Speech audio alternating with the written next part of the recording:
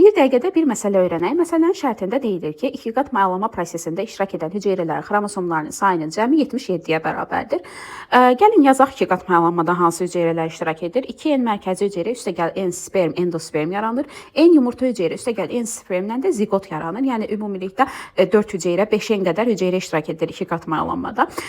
Mən burada N-i 21 yazsam, yəni yumurta hüceyrəni 21 yazsam, avtomatik olaraq mərkəzi hüceyrəmi də tapa bilərəm ki, 42-yə bərabərdir. Çünki yumurta hüceyrə N-dir dişi bitkidə, mərkəzi hüceyrədə 2N-ə, onun 2 qatına, yəni 42-yə bərabər olacaq burada.